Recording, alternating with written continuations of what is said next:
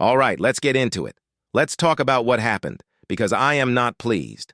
Not one bit. We all saw it. After the Lakers got swept by the Denver Nuggets, LeBron James, King James himself, drops this bombshell in the post-game press conference. "I've got a lot to think about," he says. "Going forward with the game of basketball, I've got a lot to think about." The world stops. Wojnarowski, Shams, everybody is reporting that LeBron James is genuinely considering retirement. The speculation runs wild for weeks. Is this it? Is the king hanging it up? The entire sports world is on the edge of its seat. And then, what happens?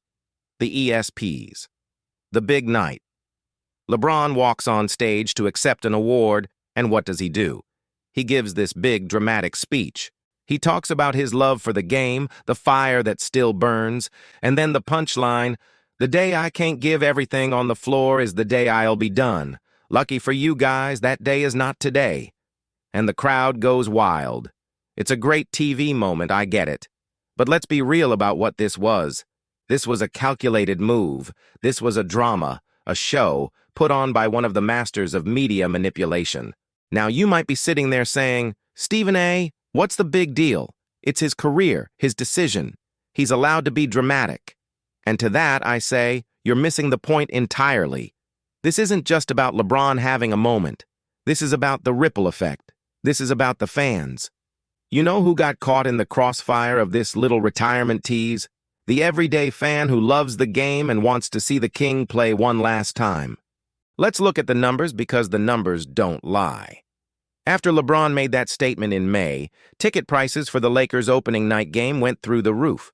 We're talking about a massive spike. According to one ticketing platform, the average ticket price for the Lakers' home opener against the Phoenix Suns shot up to over $800.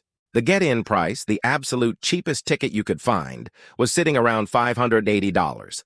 $580 just to get in the building. Why? Because thousands of fans, not just in LA, but all over the country, thought, this might be it. This could be the last opening night for LeBron James. I have to be there. They panicked. They bought into the hype, into the narrative that LeBron himself created. They shelled out their hard-earned money paying an insane premium because they believed they were about to witness a historic, once-in-a-lifetime event. They were buying a piece of history. And what did they get? They got played.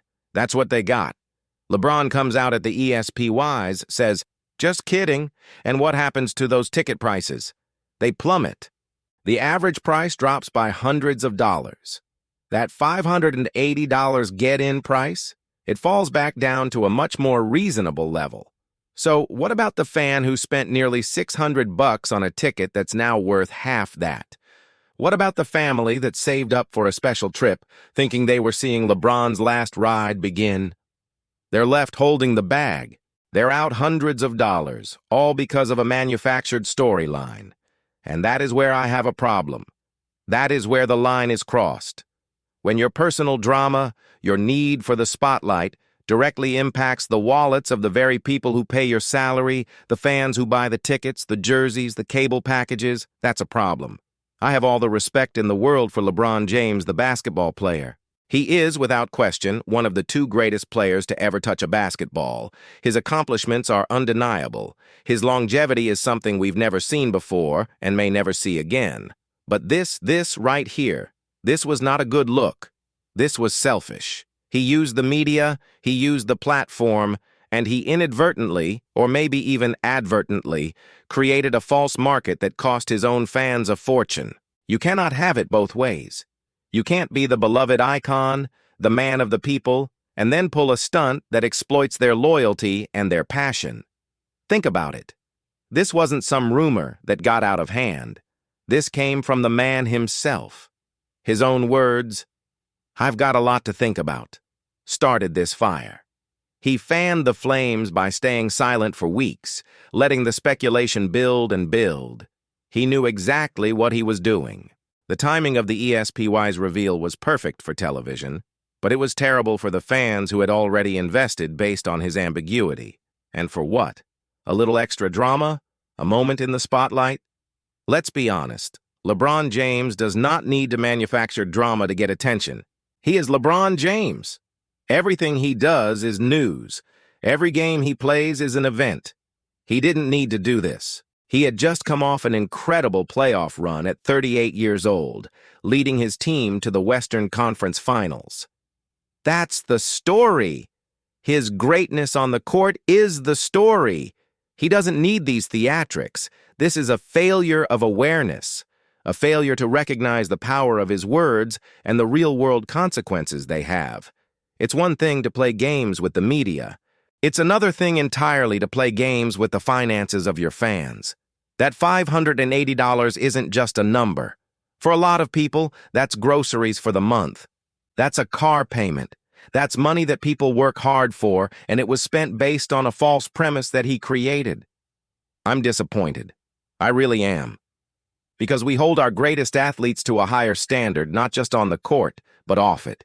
And this was a moment where LeBron James fell short of that standard. He created a frenzy, let it boil, and then pulled the rug out from under everyone, leaving loyal fans to pay the price. It was a multi-million-dollar fake-out, and it's not something we should just brush aside. He owes those fans an apology. He may not write them all a check, but the least he could do is acknowledge the position he put them in.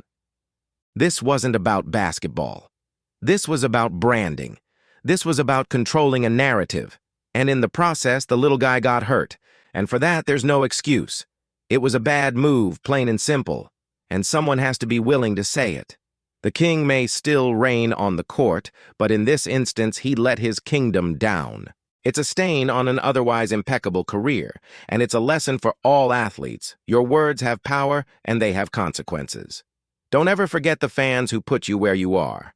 Thank you for tuning in. This is the kind of real talk we have here. If you agree, if you disagree, let me know in the comments below. I want to hear what you think. And make sure you hit that subscribe button and turn on notifications so you don't miss our next debate. We're just getting started.